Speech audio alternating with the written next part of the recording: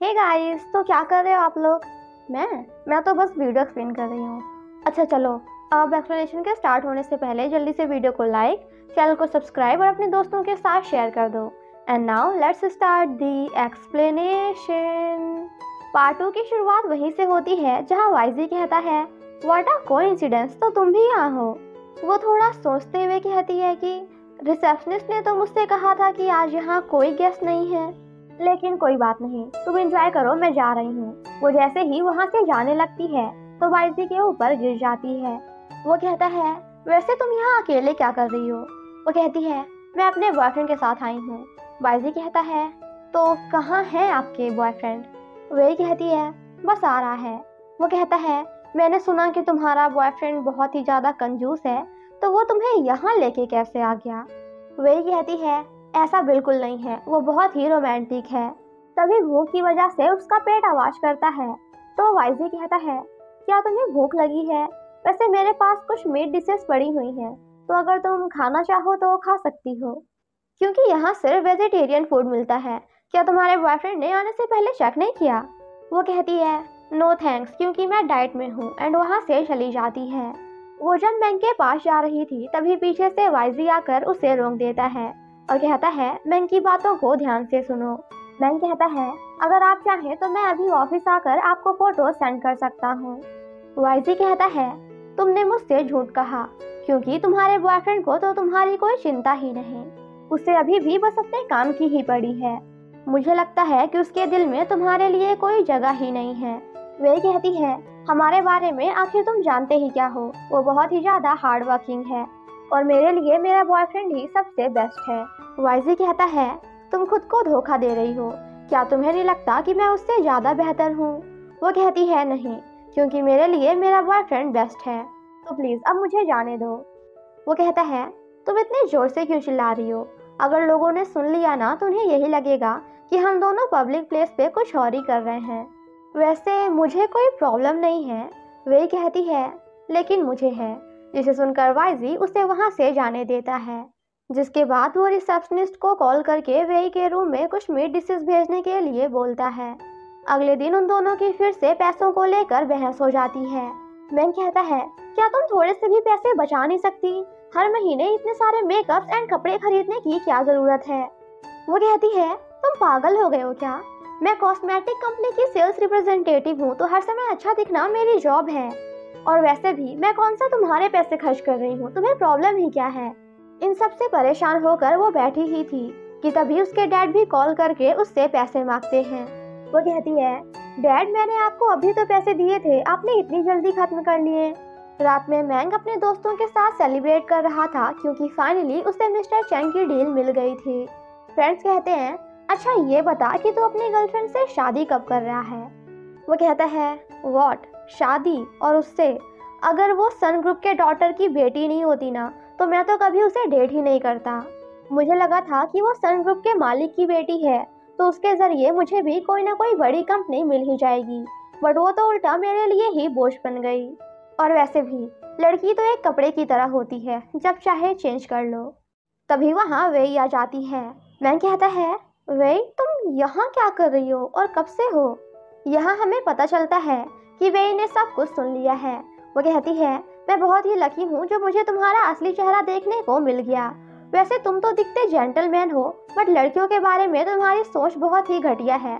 तुमने क्या कहा कि लड़कियां एक कपड़े की तरह होती हैं, जब चाहे चेंज कर लो। घर आकर वे उसे घर से निकालते हुए फाइनली मैंग से ब्रेकअप कर लेती है। वो कहता है, माना कि मैं ड्रंक था और मैंने वो कह दिया जो मुझे नहीं कहना चाहिए था, बट खुद को देखो, क्या तुम्हें लगता है कि तुम मुझे डिजर्व करती हो। वो कहती है, तो फिर ठीक है ना, मुझ पे टाइम वेस्ट करना बंद करो, लेट्स ब्रेकअप। मैंग कहता है, ठीक है, लेट्स ब्रेकअप, बट इन 5 सालों में मैंने तुम पे जितना भी टाइम वेस्ट किया है और जितने भी पैसे खर्च किए हैं, लाओ मुझे वापस करो। वो कहती है, तुमने मुझे दिया ही क्या है। एलवी का नकली बैग जो सरोजनी नगर में 300 का मिलता है, और मेरे लास्ट बर्थडे में तुम मुझे कहाँ ले गए थे, रोड साइड ठेले पे, जहाँ का खाना खाने के बाद मुझे डायरिया हो गया।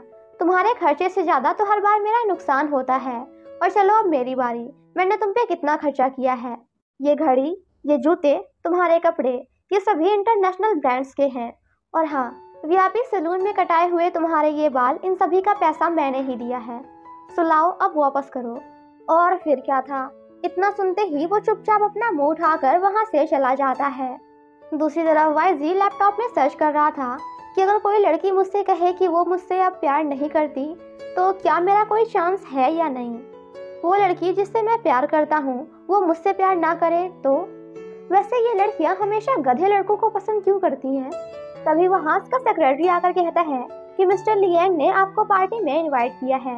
वो कहता है मैं बिजी हूँ, कहीं नहीं जाऊंगा। वैसे तुम्हारा और तुम्हारी गर्लफ्रेंड का क्या चल रहा है।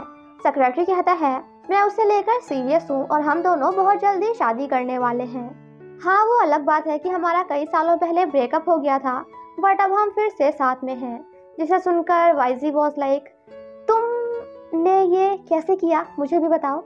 सेक्रेटरी कहता है आपने बिल्कुल सही बंदे से पूछा है। उसके पीछे आप हाथ पांव धुलकर पड़ जाइए। वो आपको मना करे, रिजेक्ट करे, आपका काटे, फिर भी आप उसके पीछे पड़े रहिए, एक न एक दिन मान ही जाएगी। जिसे सुनकर वाईजी वॉज लाइक मैं तो यही कर रहा हूँ, फिर भी वो अभी तक मुझसे क्यों नहीं पटी। अगले दिन हम वेई को उसी बुढ़े के पास देखते हैं जो कि कुछ काम की वजह से उससे मिलने आई थी। टर्की बुढ़ा कहता है वेई आज तक मैं बहुत सी सुंदर लड़कियों से मिला, मगर तुम जैसी किसी में बात नहीं। तुम प्रिटी एंड स्टाइलिश दोनों हो, आई लाइक इट। वेई जब वॉशरूम में होती है तो वो उसकी वाइन में कुछ मिला देता है। दूसरी तरफ वाईजी उससे कॉल करके पूछता है अभी कहाँ हो। वो कहती है सिशांग रेस्टोरेंट में। वो कहता है वैसे ये मेरी कंपनी से ज़्यादा दूर नहीं है, क्या मैं भी आ जाऊँ। वो कहती है नहीं, क्योंकि मैं यहाँ अपने क्लाइंट के साथ हूँ, एंड फ़ोन कट कर देती है। नेक्स्ट सीन में हम उसे बेहोश देखते हैं जहाँ वो ठरकी बुढ़ा उसके साथ गलत करने ही वाला था कि तभी यहाँ एंट्री होती है मिस्टर वाईजी की, जो आते ही उस बुढ़े की वाट लगा देता है। वो कहता है I am really sorry mister YG, मुझे नहीं पता था कि आप इसे पसंद करते हैं। वो कहता है तो अब पता चल गया ना, जल्दी बता तूने इसे कहाँ कहाँ टच किया है। जिसे सुनकर बेचारा बुढ़ा वॉज लाइक आप टच करने देते तब ना, जैसे ही मैं टच करने वाला था आप आ गए कबाब में हड्डी की तरह। और फिर क्या था, हमारे मिस्टर वाईजी बिल्कुल डीडीएलजी के शाहरुख की तरह अपनी दुल्हनिया को उठाकर वहाँ से ले जाते हैं, क्योंकि डीडीएलजी का मतलब दिल वाले दुल्हनिया ले जाएंगे। बाहर जब उसे होश आता है तो वो कहती है वाईजी तुम यहाँ क्या कर रहे हो। वो कहता है तुम्हारे होश में आने का वेट और दुनिया के सारे लफंगे तुम्हारे पीछे क्यों पड़े हैं। पहला वो तुम्हारा एक्स बॉयफ्रेंड मिस्टर मैंग और ये अब ठरकी बुढ़ा। वो कहती है इससे तुम्हें कोई मतलब नहीं होना चाहिए, प्लीज मुझे यहाँ से जाने दो। वाईजी कहता है अच्छा जाना है तो फिर एक किस दो। वो कहती है are you out of your mind, पागल हो गए हो क्या। वो कहता है ठीक है, अगर नहीं दोगी तो मैं तुम्हें यहाँ से लेकर नीचे कूद जाऊंगा। जी नहीं सकते, साथ में मर तो सकते हैं ना। वो काफी डर जाती है तो वाईजी कहता है सॉरी, मैं तुम्हारे लिए कुछ ज्यादा ही परेशान हो गया था, इसलिए अपना कंट्रोल खो दिया। अच्छा ये बताओ क्या तुम्हें भूख लगी है, मैं तुम्हें कहीं लेके चलूं। वही कहती है तुम्हारी शक्ल देखकर मेरी भूख गायब हो गई, और एक बार फिर से उस बेचारे का दिल तोड़ते हुए वहाँ से चली जाती है। अगले दिन डायरेक्टर क्लाइंट ना मिलने की वजह से उस पर काफी गुस्सा कर रही थी एंड उसे वाई लिंगफे के साथ कोलैबोरेट करने के लिए बोलती है, जिसका नाम सुनकर वेई थोड़ा शॉक्ड हो जाती है। नेक्स्ट सीन में हम वेई एंड लिंगफे को आमने सामने देखते हैं और इन्हें देखकर ये साफ साफ पता चल रहा था कि इनके बीच 36 का आंकड़ा है, इनकी आपस में नहीं बनती। कि वे लिंगफे कोई और नहीं बल्कि वाईजी की बड़ी बहन है, जिससे बदला लेने के लिए 5 साल पहले वेई ने वाईजी से प्यार करने का नाटक किया था। लिंगफे वेई को पूल के पास लाकर कहती है कल रात को जब मैं स्विमिंग कर रही थी तो गलती से मेरा प्यारा पर्ल नेकलेस टूटकर इसी पानी में गिर गया, तो अगर तुम सुबह होने से पहले उन सभी पर्ल्स को ढूंढ लोगी तो मैं तुम्हारे साथ काम करने के लिए रेडी हूँ। वे कहती है पक्का। वो कहती है बिल्कुल। इतना सुनते ही वे पानी में जाकर मोतियां ढूंढने लगती है। लिंगफे उसकी वीडियो बनाकर वाईजी को सेंड करते हुए कहती है भाई देखो तो तुम्हारे दिल तोड़ने का मैंने इससे कैसा बदला लिया है। ये देखकर वाईजी भागते हुए उसके पास जाता है एंड उसे लाकर साइड में बिठाता है। वो कहता है क्या तुम पागल हो गई हो और तुमने लिंगफे की बातों पे इतनी आसानी से भरोसा कर लिया। वो कहती है मैं कोशिश तो कर सकती हूँ ना।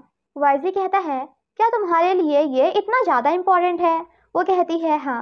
वो कहता है तो फिर ठीक है, मैं भी तुम्हारी हेल्प करूँगा। वे कहती है इसकी कोई ज़रूरत नहीं है, एंड फिर से मोतियाँ ढूंढने लगती है। काफ़ी देर तक पानी में रहने की वजह से उसे ठंड लग जाती है और वो वहीं बेहोश हो जाती है। तो वाइजी उसे संभालता है और घर लाकर उसकी काफ़ी ज़्यादा केयर करता है। गाइस, इन Chinese, Korean and Thai actors को इतना केयर करते हुए देखकर बस यही लगता है कि भगवान, ऐसे रियल में क्यों नहीं होते लड़के। हाँ, कुछ होते होंगे बट मोस्टली तो नहीं होते। वेई को अभी भी काफ़ी ज़्यादा ठंड लग रही थी, तो वाइजी उसके बगल में जाकर लेट जाता है तो वो उसे हग कर लेती है, जिसे देखकर पहली बार हमारे हीरो के चेहरे पे हीरोइन की वजह से मुस्कान आती है, वरना हमेशा तो बेचारा सैड ही होता है उसकी वजह से। अगले दिन हम उसे लिंगफे के पास देखते हैं, जहाँ वो कहती है मैंने आपकी सभी मोतियाँ ढूंढ ली। लिंगफे कहती है बिल्कुल नहीं, तुम एक मोती ढूंढना तो भूल ही गई। हाँ, वो बहुत छोटी थी तो शायद तुम्हें दिखी नहीं होगी। वे कहती है मैं उसे अभी ढूंढ कर लाती हूँ। वो कहती है कोई ज़रूरत नहीं, मैंने तुमसे कहा था कि अगर तुमने सुबह तक ढूंढ लिया तो मैं तुम्हारे साथ काम करूँगी, लेकिन अब तो दोपहर हो चुकी है, आई एम सॉरी। वे कहती है तुमने मेरे साथ धोखा किया है। वो कहती है हाँ बिल्कुल। वे कहती है तुम जैसे घटिया पर्सन के साथ काम करने से अच्छा है कि मैं तुम्हारे साथ काम ही ना करूँ। लिंगफे कहती है अब दिखावा करना बंद ही करो। क्या तुम्हें पता है आज से 5 साल पहले तुमने वाइजी को कितना ज़्यादा हर्ट किया था। वो कहती है ये मेरी लाइफ है, मैं जिसे चाहूँ उसे डंप कर सकती हूँ। तभी पीछे से वाइजी भी आकर वेई के बगल में खड़ा हो जाता है। लिंगफे कहती है वाइजी, तुमने सुन लिया ना इसने अभी अभी क्या कहा। वो कहता है सिस्टर, आई थिंक अभी आपको घर जाना चाहिए। तो वो गुस्से में वहाँ से चली जाती है। उसके जाने के बाद वाइजी वेई को चेयर में बिठाता है एंड उसके पैर से पुराना बैंडेज निकालकर नया बैंडेज लगाता है। वो कहती है वाइजी, अभी अभी मैंने जो भी कहा प्लीज़ उसे दिल पे मत लेना। वो कहता है कोई बात नहीं, क्योंकि वो तुम ही हो जिसकी वजह से आज मैं यहाँ तक पहुँच पाया हूँ। क्योंकि ना तुम मेरा दिल तोड़ती और ना मेरे दिमाग में आता कि ठुकरा के मेरा प्यार मेरा इंतकाम देखेगी। इसीलिए तो आज मैं इतना बड़ा बिजनेसमैन बन पाया हूँ। वो उसके करीब जाने लगता है तो वही कहती है मैं अभी बिजी हूँ, मुझे जाना होगा, एंड वहाँ से भागते हुए चली जाती है। वो जब घर में होती है तो शौक्यू उसे कॉल करके बताती है कि वो ठरकी बुड्ढा अरेस्ट हो चुका है, क्योंकि उसने कई लड़कियों का फायदा उठाने की कोशिश की।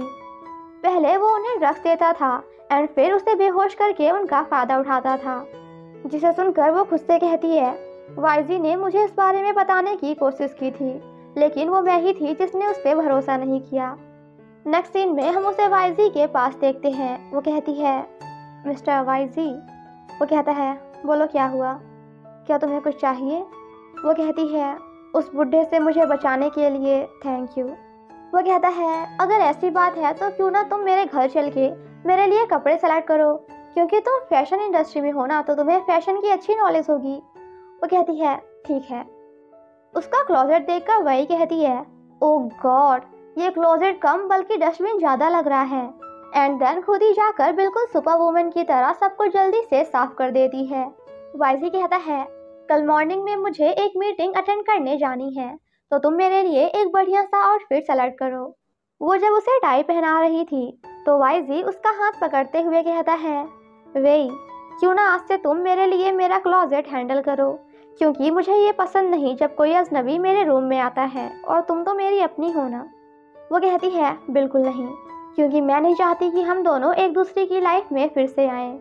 तुम ये खुद से पूछो कि क्या तुम सच में मुझ में इंटरेस्टेड हो भी या नहीं, या फिर तुम मुझे सिर्फ इसलिए पाना चाहते हो क्योंकि मैंने तुम्हारा दिल तोड़ा था। वो कहता है छोटी बच्ची हो क्या, आई मीन मैं कोई छोटा बच्चा नहीं हूँ जो ऐसी हरकत करूँगा। वही कहती है आखिर मुझ में ऐसा क्या है, मैं 30 की हो गई हूँ, ना तो मेरे पास घर है और ना ही कार, और वैसे भी अब तुम काफ़ी सक्सेसफुल हो गए हो तो तुम्हें मुझसे भी अच्छी लड़कियाँ मिल जाएंगी। वाइजी उसे हक करते हुए कहता है प्लीज़ एक बार ट्राई तो करो, अगर इस बार तुम मुझे अच्छे से ट्रीट करोगी तो मैं भी तुम्हें बहुत खुश रखूँगा। सो प्लीज़ एक बार कोशिश तो करो, क्योंकि मुझे सिर्फ तुम चाहिए, कोई और नहीं। बट हमारी झांसी की रानी हमेशा की तरह एक बार फिर से उसका दिल तोड़ते हुए वहाँ से चली जाती है। और इसी टूटे हुए दिल के आशिक के साथ एक गाना गा दूँ क्या? गाइस गाना तो नहीं, बल्कि आपको एक शेर सुनाती हूँ, शायद आपने सुनी होगी।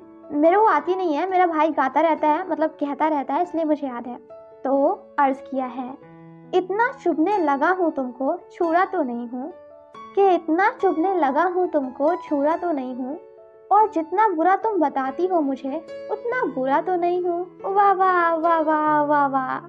Thank you so much guys for watching my explanation. Stay safe and healthy. Bye bye. और गाइस कमेंट करके बताओ, अगर आपको मेरे मुंह से और भी ज़्यादा शायरियाँ सुननी है तो मैं कल एक और याद करके आऊँगी। बट तब तक के लिए बाय।